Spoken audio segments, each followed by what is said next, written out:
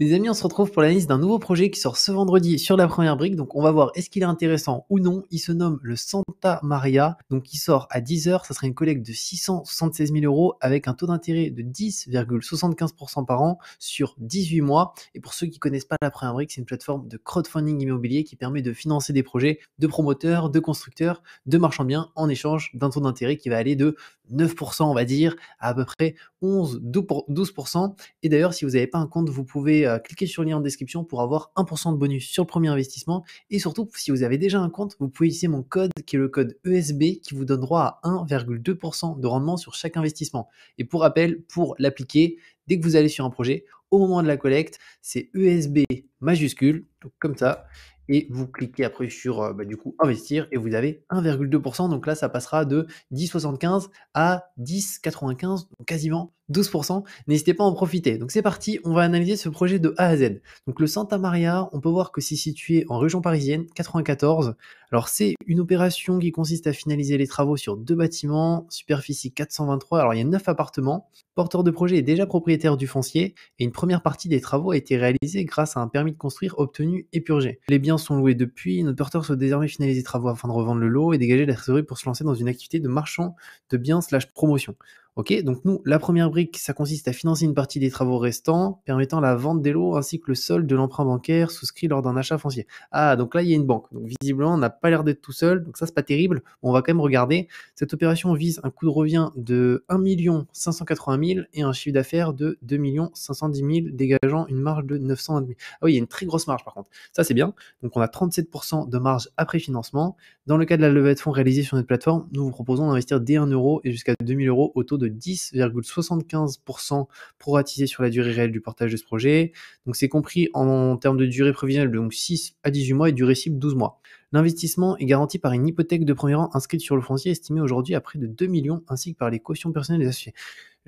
Pourquoi il y a une hypothèque de premier rang inscrite s'il y a une banque? On va voir. Peut-être qu'en fait, avec nos fonds qu'on finance, on rachète peut-être le crédit de la banque. Donc on prend une hypothèque de premier rang parce qu'on rembourse la banque.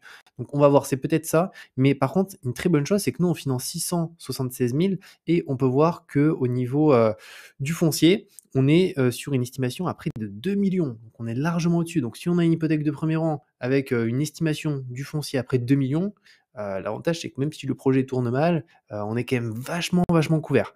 Donc on va regarder ces différents éléments. Donc ici, le projet, on l'a détaillé un petit peu. Le porteur du projet, donc 48 ans, Gabriela, témoigne d'une forte expérience. Ok, donc c'est une femme qui fait le projet dans le secteur de l'immobilier, commencé sa carrière en 95 agent immobilier, 2008, entreprise de rénovation construction. Et 2019, elle crée sa société de marchand de biens. C'est une première pour elle, nous sommes ravis de pouvoir l'accompagner dans le cadre de cette opération. Donc le financement. Ah voilà, là on va avoir un peu plus d'infos. Donc l'apport de notre porteur de projet, est-ce qu'elle met des billes? On peut voir que oui, 459 820 euros. Donc ça c'est bien, elle met vraiment pas mal d'argent sur le projet. Elle met au total, si c'est une collecte à 676 000, alors elle avait emprunté combien à la banque? Peut-être que là ça va être indiqué. Financement bancaire 445 000. Ah oui, elle a mis 50% d'apport quoi au moment, hein. Donc ça c'est bien, c'est qu'elle a mis de ses billes dans le projet, permis l'acquisition du foncier et la réalisation de la première partie des travaux. La première brique intervient 676 000 en vue de permettre la finalisation des travaux et de solder le capital du restant au titre de l'emprunt bancaire 90 000. Ah voilà, c'est pour ça. Donc on récupère une hypothèque de premier rang parce que c'est dans ces 676 000 de la première brique, on enlève 90 000, donc il y a 90 000 euros qui vont aller solder le crédit bancaire afin qu'on récupère cette hypothèque de premier rang. Donc ça c'est super. Dans le cas de la levée de fonds sur notre plateforme, donc ici on retrouve le taux et durée prévisionnelle, ok, 12 mois, et on a vu 2 millions au niveau de l'estimation du foncier. Franchement, pour l'instant, ça me paraît vraiment pas mal. On va regarder maintenant les documents et toutes les informations concernant le bien. Donc c'est parti, ça on l'a vu un petit peu, le porteur, le projet, le financement. Au niveau du lieu, donc on est 94, donc on est vraiment pas trop loin de Paris, pas loin de Vitry-sur-Seine. Est-ce qu'on a l'adresse d'ailleurs? On va essayer de regarder. Ville d'Ivry-sur-Seine, 3 rue Henri Martin, juste ici. Allons regarder sur Street View qu'est-ce que ça donne à ce niveau-là. C'est parti, on va se mettre en grand comme ça. Alors à mon avis, ça doit être directement cet immeuble, hein. Si Street View il nous positionne ici, ça doit être celui-ci, ou sinon de l'autre côté, qu'est-ce qu'on a? On a ça. Mais si Street View nous met de ce côté, c'est qu'à mon avis, on est, juste là sur cet immeuble de 9 appartements. Donc tout est loué visiblement et finalement ils vont, revendre à la découpe les différents appartements. Donc ça a l'air vraiment pas mal. Si on se balade un petit peu, on va pouvoir regarder. Qu'est-ce qu'on a ici? Ça a l'air d'être une petite zone, ouais, tranquille avec des petits immeubles. OK, donc c'est pas mal. On va retourner directement sur la première brique. Alors on va se remettre sur la plaquette de présentation juste ici. Donc OK, concernant le bien. Donc OK, c'est celui-là et celui-là. Ah, ça a l'air d'être 2 parties du coup. Oui, ça a l'air d'être, celui-ci qu'on a vu et aussi celui-ci qui est à droite juste ici. Les visuels, ils sont là, donc finalement c'est 2 parties. Si on se met ici, on peut voir par contre qu'il y a un beau, vis-à-vis, pas très sympa, un peu moche, hein, avec une belle tour, en face. Bon après là, l'avantage c'est que si on a une hypothèque de premier rang avec, qui couvre largement, la totalité de ce qu'on finance, c'est quand même top sur cette partie, mais c'est vrai que là, le foncier, c'est pas terrible. On va d'ailleurs voir si c'est à peu près commercialisé. On a les visuels du projet, OK, on va descendre. Là, on a le bilan prévisionnel financier. Alors, au niveau du coût de revient, donc 1 580 000, la marge, elle est quand même hyper élevée, hein, 37. Donc l'avantage aussi, c'est s'il y a des soucis, c'est-à-dire que si on n'arrive pas à revendre au prix, parce qu'on va voir pareil, est-ce qu'ils ont au niveau du prix, ils ne se sont pas un petit peu emballés, ils revendent ça très cher? On va regarder, mais dans tous les cas, marge de 37. S'il y a des incertitudes dans, potentiellement les travaux au niveau de la division, ou aussi, du retard dans la commercialisation ou qui doivent baisser les prix un petit peu au niveau des biens, on a 37 de marge au niveau, de la personne marchand de biens qui fait le projet. Donc elle peut baisser un petit peu les prix si jamais, donc ça, c'est vraiment une bonne chose. On est sur une marge qui est élevée, hein, pour un projet de marchand de biens. Donc les détails, foncier 495 000, OK. Après là, du coup, il y a une partie qui avait déjà été réalisée, donc ça, c'est travaux déjà effectués sur l'ensemble. Donc tout ça, ça a déjà été fait. Travaux de remise en conformité de rénovation, OK, juste là. Honoraires techniques, juste ici. Après ça, c'est les frais de la première brique, donc c'est notamment nos intérêts. Les frais bancaires, donc ça, c'est par rapport à la banque. Et le total du prix de revient, donc ouais, c'est 1 580 000, prix de vente 2 510 000, donc marge de presque 1 million et donc 37. Donc ça, c'est une bonne chose qu'on ait une marge élevée comme ça. Encore une fois, si, on doit, baisser potentiellement le prix ou autre, l'avantage, c'est que la marge est importante. Il y a quand même la possibilité d'optimiser ça. Ensuite, le foncier. Alors, qu'est-ce qu'on a comme information? En raison de sa date d'acquisition très bien maîtrisée, 534 600, frais de notaire inclus, représentent 34 du prix de revient. Les frais de notaire appliqués sur l'acquisition sont de l'ordre de 8. Ce qui est bien, c'est que rien que le prix du foncier, donc il y a vraiment, juste le prix du foncier, on est quasiment au niveau de la collecte, rien que pour juste le terrain. Donc ça, c'est top. Ce projet fait ressortir un coût de revient, OK, total, incluant d'autres frais. Ça marche. Les travaux. Alors, est-ce qu'on a tout purgé, que tout est nickel pour commencer les travaux? On va regarder. Alors, 2 tranches de travaux sont à dissocier. Dans un premier temps, de 2011 à 2012 ont été réalisés des travaux de surélévation, je vais y arriver, et de rénovation sur les biens afin de créer plusieurs logements et d'améliorer la rentabilité locative de l'ensemble. Cette première tranche de travaux déjà réalisée et payée s'élève à 520 000. Afin de pouvoir permettre une revente des lots à la découpe, l'ensemble des lots seront rafraîchis, des travaux seront effectués sur la charpente et un ravalement de façade est prévu, permettant à la fois de lever certaines réserves sur le permis de construire accordé, mais aussi de maximiser le prix de vente. Pour ce faire, une seconde tranche de travaux va être mise en place pour 178 000, comprenant un aléa de 14 000, donc un aléa de 15%, ce qui est pas mal.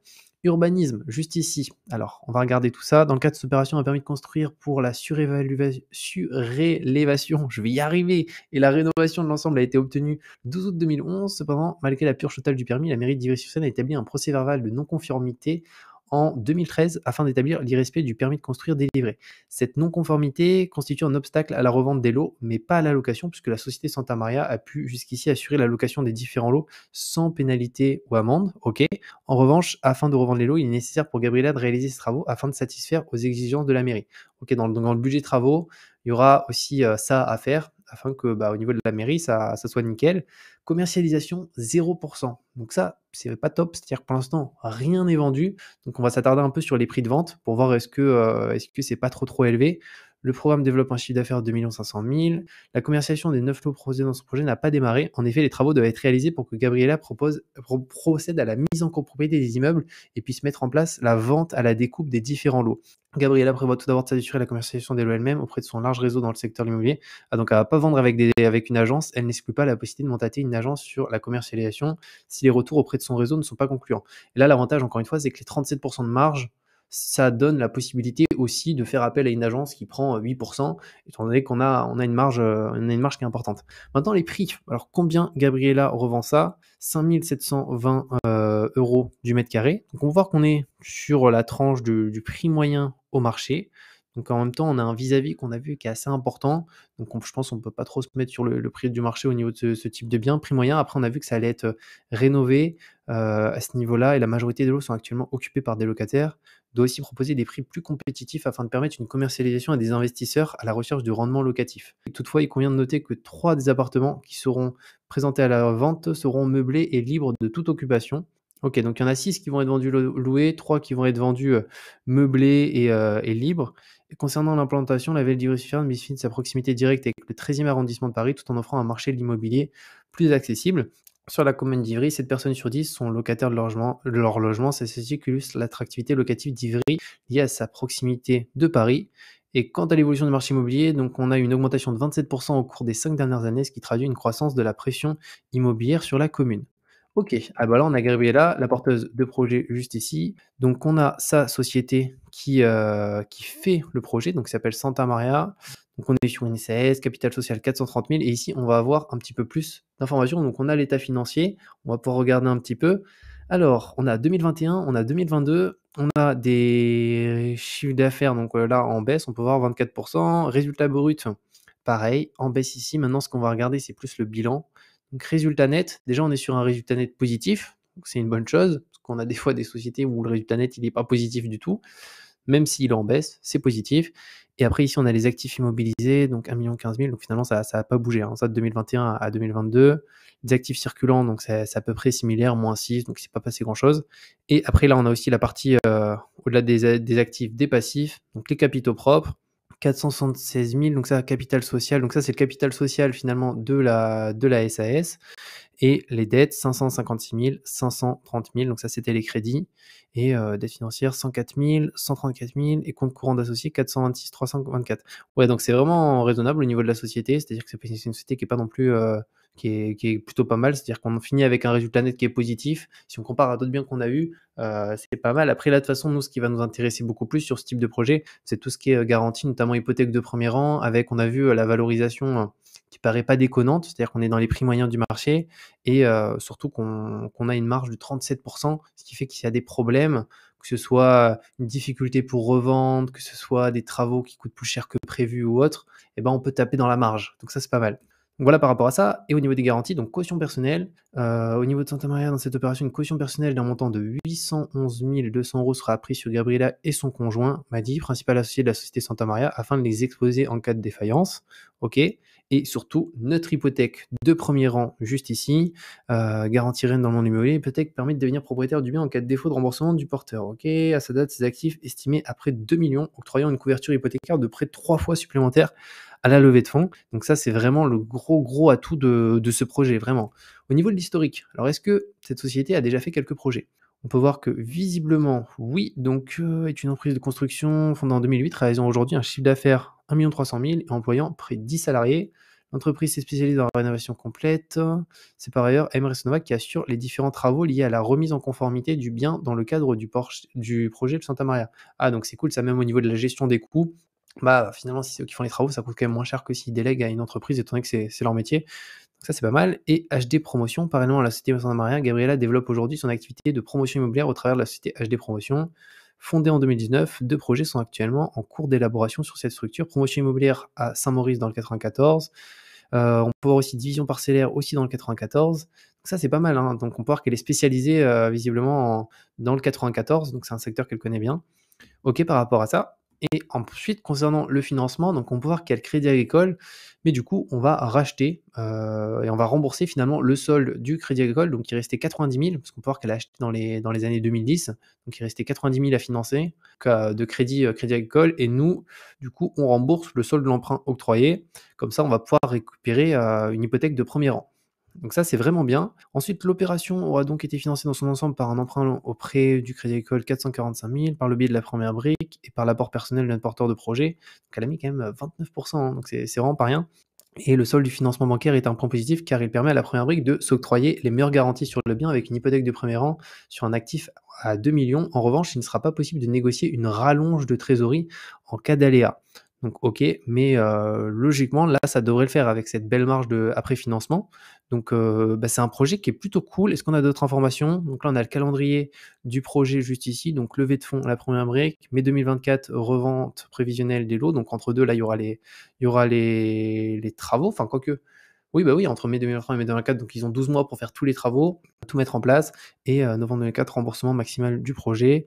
Et là, on a quelques informations. Et ben franchement, c'est un projet que je trouve hyper intéressant. Il y avait le dernier projet qu'il y avait sur la première brique. D'ailleurs, j'ai pas investi parce que je voulais me préserver pour un potentiel projet qui allait arriver, qui allait peut-être plus intéressant que la Rome.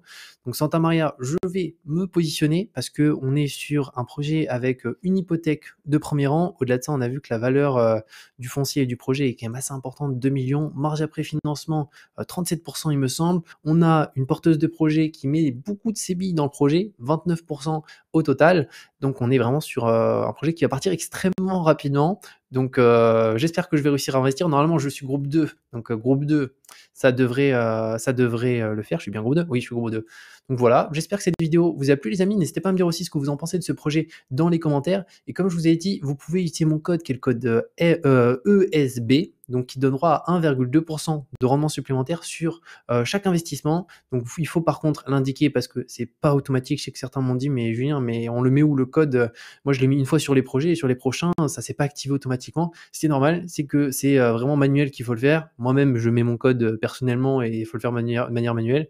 Donc ESB majuscule au moment du projet et vous aurez du coup 1,2% de rendement supplémentaire et du coup ça fait quand même quasiment un projet à 12%, donc c'est pas mal. Donc voilà par rapport à cette vidéo les amis, prenez soin de vous et ciao.